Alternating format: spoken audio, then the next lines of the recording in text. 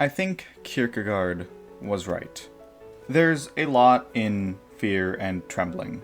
There's several layers of narrative, several styles blended into one, and a lot of allegories.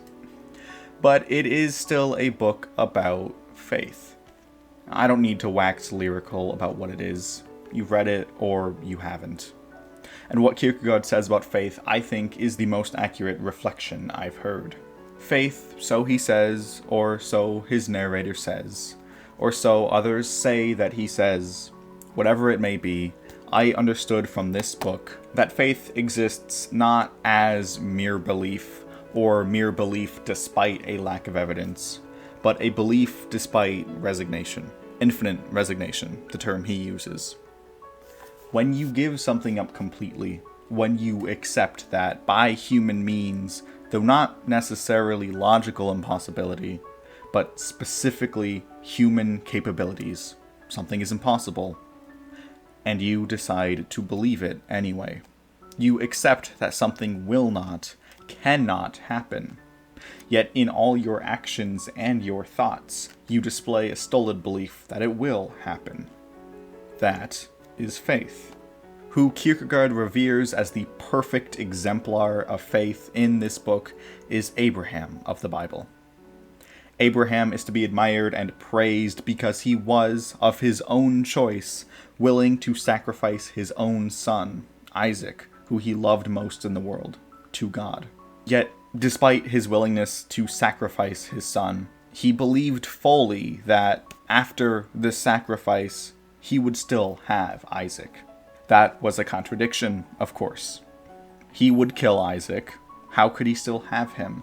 That was faith. And it was for his faith that Abraham was not to be understood. For how can any of us really understand that? That's where I diverge from him, or his author. I don't think it's true that we all struggle to understand a person of faith, but I do think we struggle to understand we are all persons of faith. Now, I don't care much for how this applies religiously. Kierkegaard, of course, used Abraham as his great allegory, but how much he attributed faith to God specifically, at least for this book, has been debated before, and it's not my place to conclude. But we all have a little faith in us. There are certain fundamental truths that we must accept. Not that we would like to, or that would make life easier if only we did, or that they're merely plausible. To have any genuine understanding of anything at all, we must accept basic logical axioms and rules. Logic is a priori.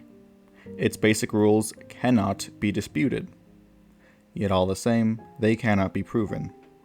Especially, we may at best prove some parts of logic using some other parts of logic, yet those proofs themselves are inescapably voided if we do not accept the basic premises, and moreover, the entire process of logic or reasoning. To know, there exists that which we cannot know. We have faith that A cannot both be A and non-A. We have faith that B is B by default. Not mere faith, as we often refer to it in internet discussions, but faith proper, as Kierkegaard explains it. Faith because we know the impossibility of ever truly, definitively proving these core rules, yet in all our actions and all our thoughts, we know all the same that it is true and that it is proven. Here lies our contradiction. And yet we persist on the strength of the absurd, as he would put it. It is for this faith that we do not need faith elsewhere. In this faith, we make knowledge about reality possible. But it's more than that. It's more than just epistemological impossibility, right? We may dress it up in flowery language, in that humanistic tone, that our need for reason and knowledge makes us demand it from the universe, and even when it refuses to give it to us, we take it. But that doesn't stop this faith from feeling cold, impersonal.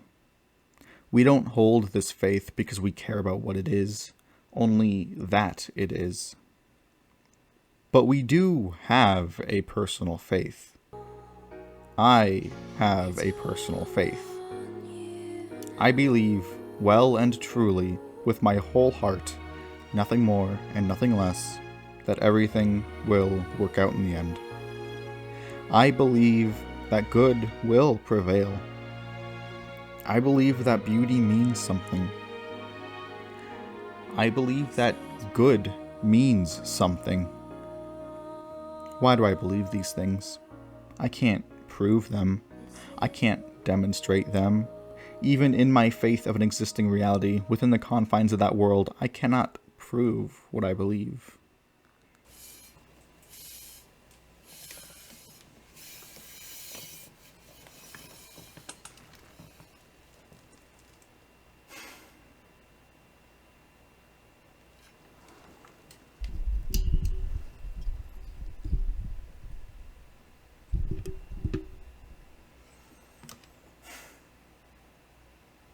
I have to. I think many of us do because we have to. That's what faith means to me. That's the understanding of faith I got from Kierkegaard. That's why I think he's right.